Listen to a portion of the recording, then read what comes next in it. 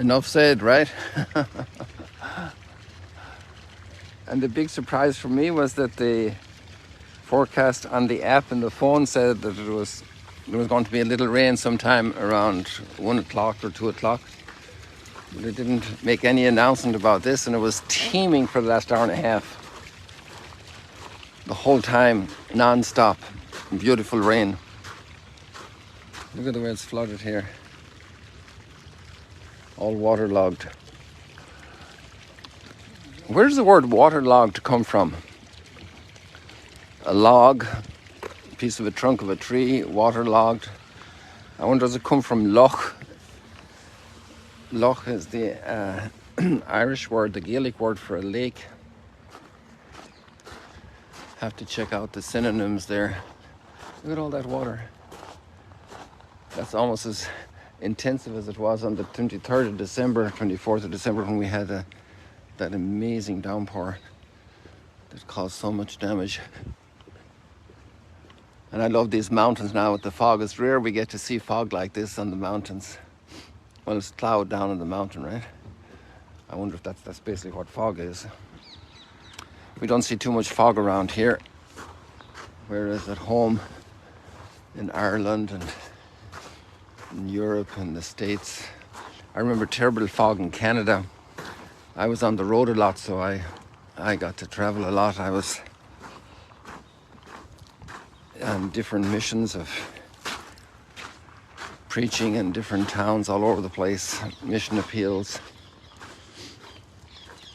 And I remember driving from somewhere around the Niagara Falls area to Michigan, and the fog was so bad, over to Detroit, the fog was so bad through Ontario that I had to stay really tight close to a truck that was in front of me. It was going very steadily, and it had special lights, and so I could see the truck, and I knew by following the truck, maintaining the rate of the truck, that I would be doing okay.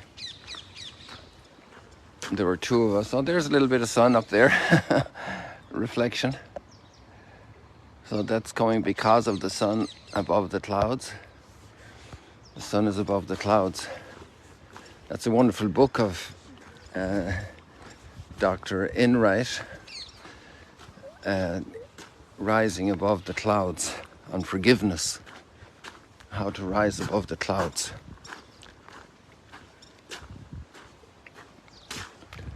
He led a marvelous encounter at Notre Dame in Jerusalem,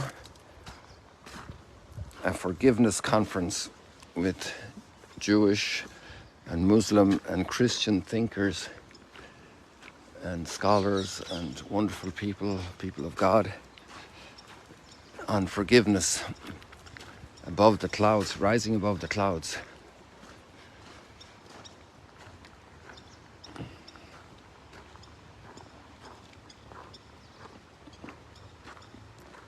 I think it was the first international conference, interreligious conference on forgiveness.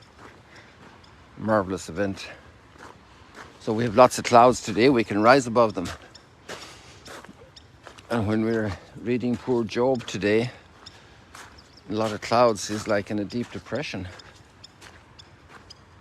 His reading of human life is so bleak. He is so deeply tried.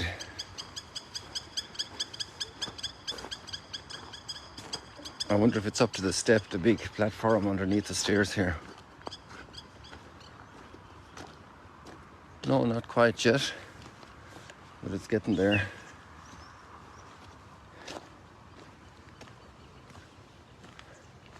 This is an easy place to get down to the water. In these conditions. Marvelous morning.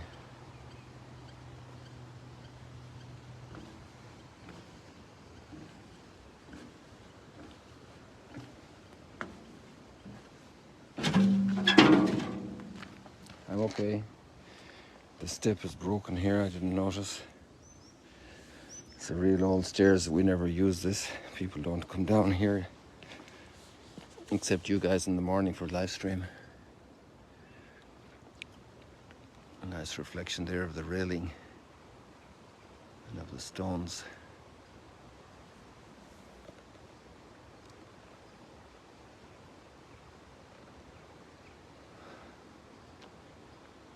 And here the clouds that are above here.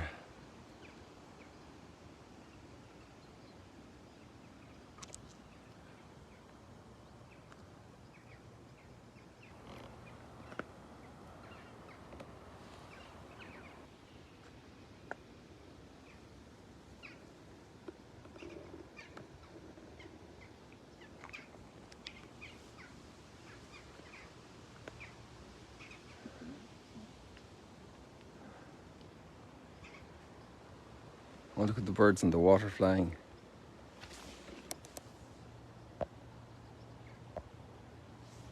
Well, they're just reflecting from up there, you know.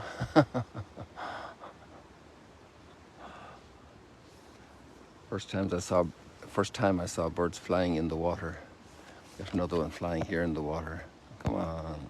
I missed him, but he was just flying across here.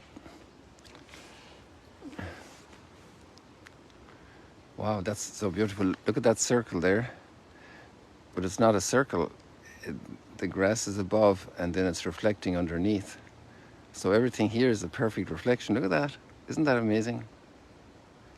Look at that perfect reflection.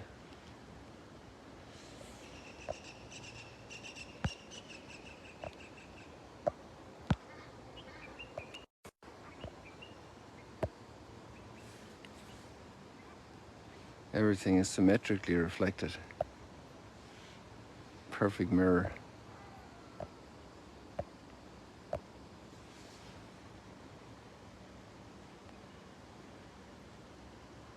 Oh, it's beginning to drip again, but I have my umbrella, so I can handle this. I hear a jackal up there in Mount Arbel.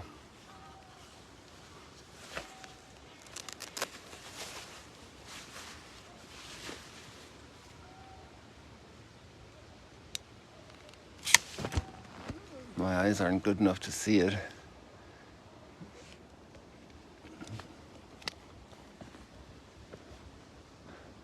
It doesn't look like it's going to rain too hard, but I have the umbrella. So we come back to Job, and so he's in a life that is a terrible burden, a drudgery, no hope, can't sleep. The day feels so long. And then he says the days go by quickly. It's like total frustration. His desires and will isn't happening. He wants relief. Why does he live? Lord, take me away from this life. No, it's so human. So human. Such a common experience.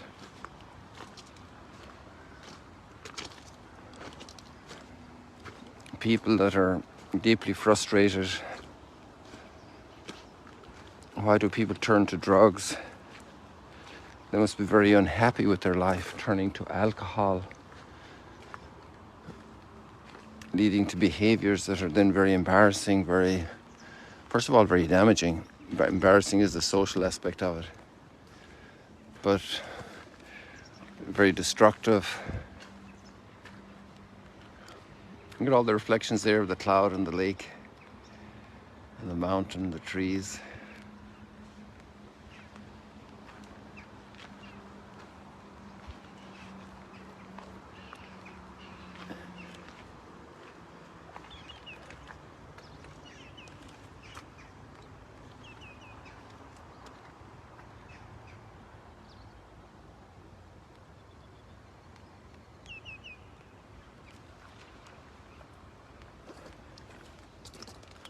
And so there's a total contrast between that and the second reading and the gospel reading. Well, let's stop at the psalm. The Lord heals the brokenhearted. So that's the Lord's will, to heal the brokenhearted. That's his want, that's his desire. That's what he wants to do for us, to heal the brokenhearted.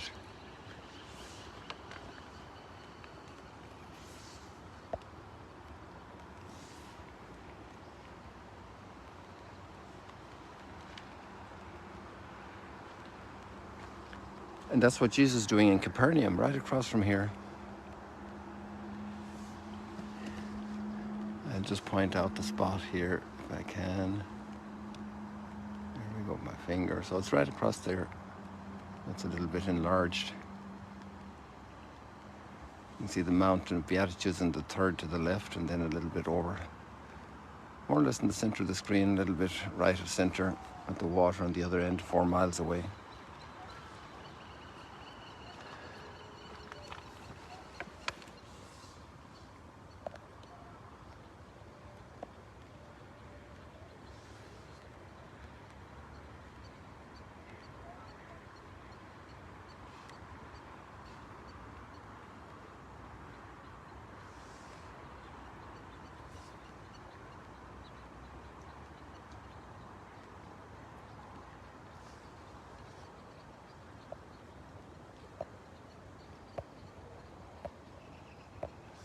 And there he is, morning till night, healing people. They're bringing all their sick and broken people, and he's healing them.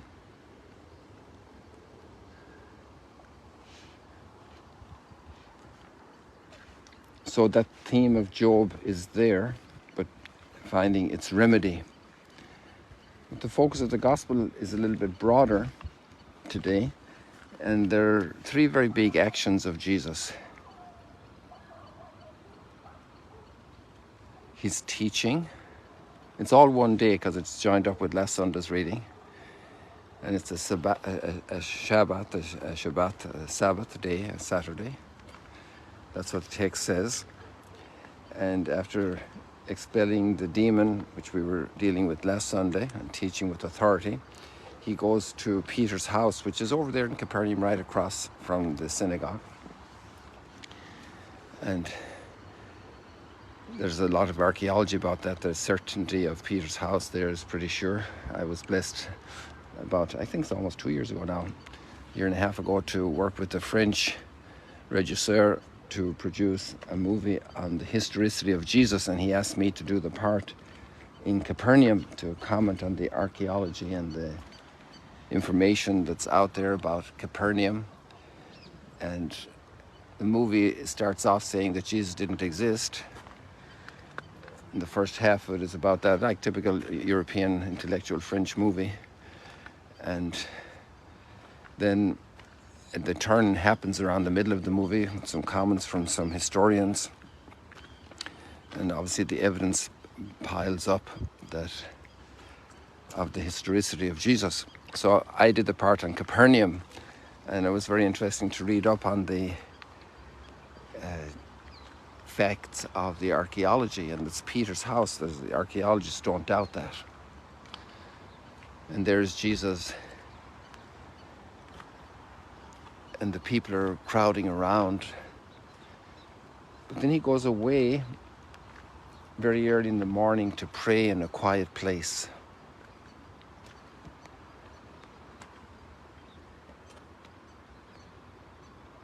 But he continues on his mission of teaching to all the villages and towns of Galilee. So we see somebody that's totally given to 3 things: to prayer, and to teaching, and to helping the needy. You should listen to Bishop Barnes' commentary today. It's a very powerful presentation of that. This summarizes what the church does institutionally. All the institutions of the church, if you look at the institutional presence of the church in the world, it's teaching, all the schools and universities, teaching the faith. It's praying, all the churches, all the places of prayer, all the adoration, 24-hour adoration, all the devotions, retreats, the liturgies, in the churches every day, and especially on Sundays.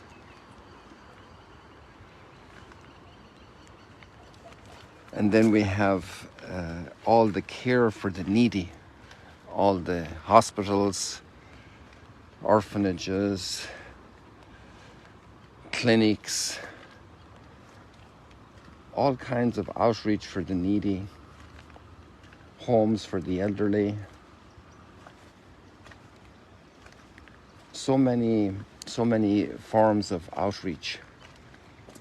Even in Jerusalem, since I came here about 15 years ago, there was a legal office set up to help people in the area who needed legal help to deal with injustices that were happening in their lives, to assist them, to help them through.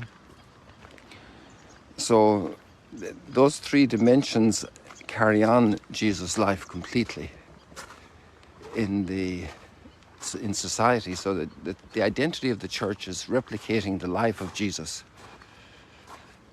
There are obviously lots of challenges in doing all of that, all of the activity, providing all those buildings, all the organization, the fundraising, all of these things to maintain these services. But basically the structure of all of this replicates Jesus' life. A life of adoration and prayer, a life of teaching the faith. Think of all the teaching of the faith that happens when parents teach their children. They're always communicating to them the great love of God, His work of salvation, the need of humanity. And this summarizes the life of the church pretty well. Then there can be crises in these institutions. Some people can lose their identity. They can maybe lack prayer and they get exhausted. Or maybe they're very indulging in piety and they lack looking after the poor. Or maybe they abandon the teaching of the faith and many people don't know the faith.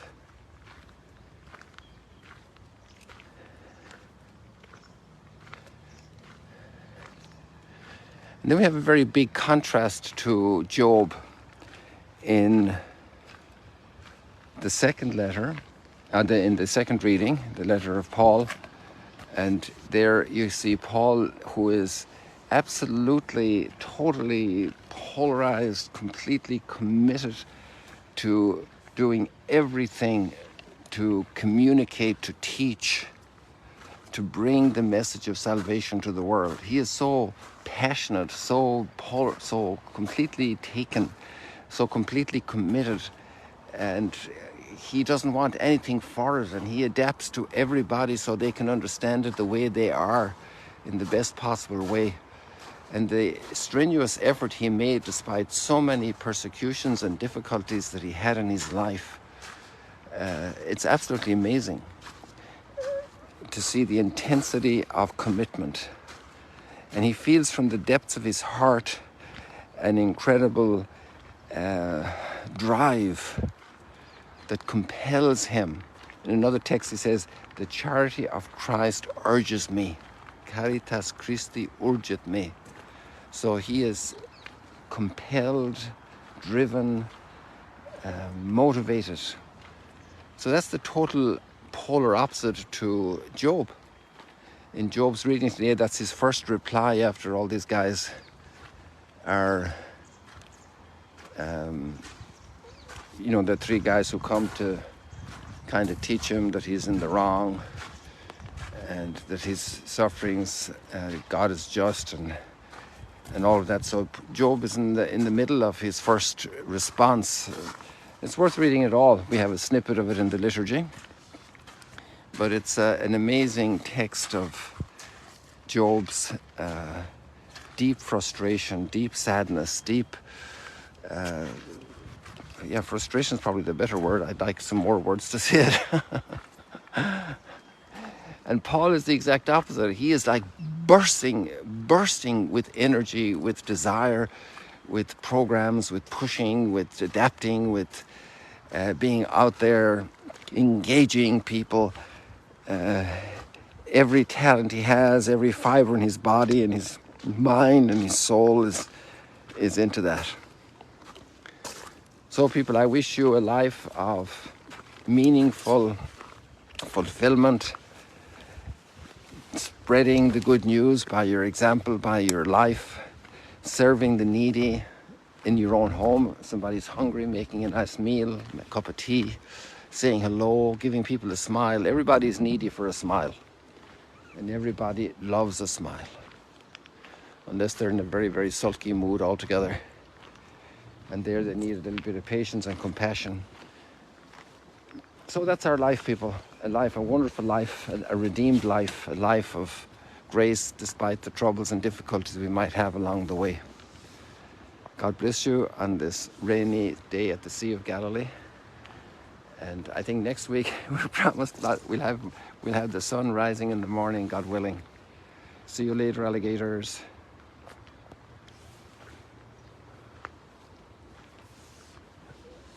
It's dry again.